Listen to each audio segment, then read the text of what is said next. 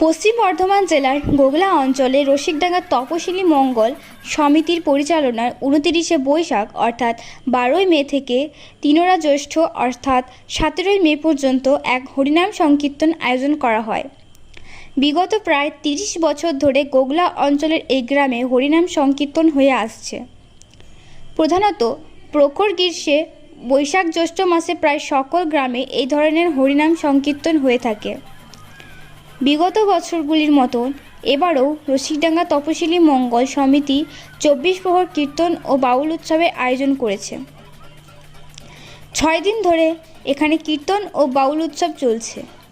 ২৪ প্রহর হরিনাম সংকীর্তন প্রসঙ্গে রসিকডাঙ্গা তপশিলি মঙ্গল সমিতি তথা কীর্তন ও বাউল উৎসবের সদস্য জানান, প্রতি বছরের তারা এই হরিনাম সংকীর্তন এর আয়োজন করেন। এখানে আশেপাশের বিভিন্ন এলাকা থেকে বাউল ও কীর্তনের দল এসে অনুষ্ঠান করেন। মোটামুটি আমাদের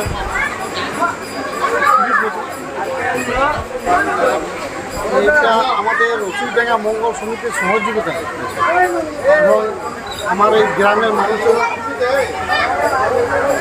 রসিকডাঙ্গা মঙ্গল সমিতির পরিচালনায় আমার গ্রামের মানুষের সহযোগিতা এবং আমার এই গোগলা অঞ্চল টোটাল এলাকার মানুষের সহযোগিতায় আমরা এই অনুষ্ঠানটা করতে পারছি। অনুষ্ঠানে আমাদের বাইরে থেকে ৪-৫টা দল থাকে, বিভিন্ন জায়গা থেকে থাকে, যেমন গৌরবাজার আছে, বালিগুড়ি, কখনো আমাদের রানীগঞ্জ, বীরভূম থেকে এবং আর লোকালও কিছু থাকে আমাদের। এখানে আমাদের একটা গ্রামেরও টিম থাকে। প্রোগ্রামটা মোটামুটি ছোটোখাটো আমাদের মোটামুটি আজ থেকে ২৫-৩০ বছর আগে থেকে ছোটোখাটো হতো, কিন্তু তারপর আমরা আস্তে আস্তে প্রোগ্রামটাকে বড় করলাম।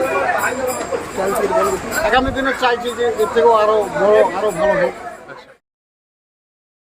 এই আমাদের ২৪ প্রহর কীর্তন উপলক্ষে প্রতি বছর আমাদের ঝিলটের পরের দিন বাউল থাকে, বাউলের পরের দিন আমাদের নরনারায়ণ সভা থাকে।